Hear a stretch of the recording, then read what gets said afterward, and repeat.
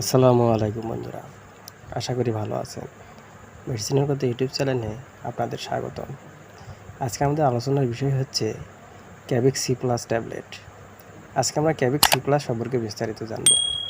এর কাজ কী, এর ব্যবহার এবং এটি কোন কোম্পানির ওষুধ সে সম্পর্কে বিস্তারিত জানব। তো বন্ধুরা, চলুন শুরু করা যাক।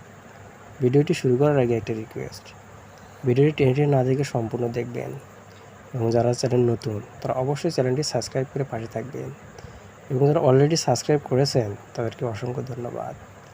বন্ধুরা, ক্যাভিক সি ট্যাবলেট হচ্ছে ক্যালসিয়াম, ভিটামিন সি এবং ভিটামিন D3 গ্রুপের একটি ওষুধ।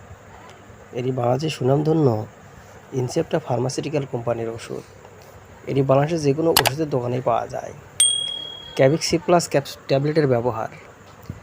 ক্যাভিক সি প্লাস ট্যাবলেট সাধারণত যাদের শরীরে ক্যালসিয়াম এবং ভিটামিন D এবং ভিটামিন সি এর ঘাটতি রয়েছে তাদের ক্ষেত্রে ব্যবহার করা হয়ে থাকে। এছাড়াও ক্যালসিয়াম, ভিটামিন সি এবং ভিটামিন D এর চাহিদা বৃদ্ধি, যেমন গর্ভাবস্থায়, স্তন্যদানকালে এবং যে সকল বাচ্চারা দ্রুত বৃদ্ধি হয় শৈশবের জন্য এর ব্যবহার করা হয়ে থাকে। এছাড়াও অস্টিওআর্থ্রাইটিস অর্থাৎ হাড় ক্ষয় এবং হাড় ক্ষয় প্রতিরোধে এটি ব্যবহার করা হয়ে থাকে।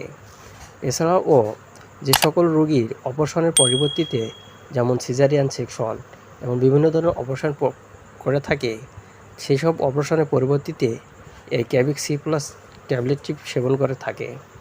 এই ক্যাভিক সি প্লাসের মাত্রা ও সেবনবিধি: 3 হতে 7 বছরের শিশু প্রতিদিন অর্ধেক ট্যাবলেট 1 গ্লাস পানিতে গুলিয়ে খাবে এবং প্রাপ্তবয়স্ক এবং 7 বছরের ঊর্ধ্বে প্রতিদিন একটি করে ট্যাবলেট 1 গ্লাস পানিতে ধুয়ে খাবে অর্থাৎ গুলিয়ে খাবে।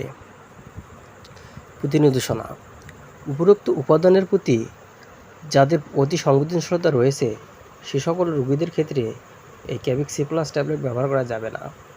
এই ক্যাভিক সি প্লাসের পার্শ্ব প্রতিক্রিয়া: মৃদু গ্যাস্ট্রাইটিস, ইন্টেস্টাইনাল সমস্যা রয়েছে, যেমন ব্লোয়িং, ডায়রিয়া। এইসব পার্শ্ব প্রতিক্রিয়া বিরল ক্ষেত্রে দেখা যায়। গর্ভাবস্থা এবং স্তন্যদানকালে এই ক্যাভিক সি ব্যবহার করা যাবে কি না? গর্ভাবস্থা এবং স্তন্যদানকালে এই ক্যাভিক সি ব্যবহার করা যাবে। তো বন্ধুরা, এই ছিল ক্যাভিক সি প্লাস সম্পর্কে আজকের ধারণা। ভিডিও ভালো লাগলে লাইক, কমেন্ট এবং সাবস্ক্রাইব করতে ভুলবেন না।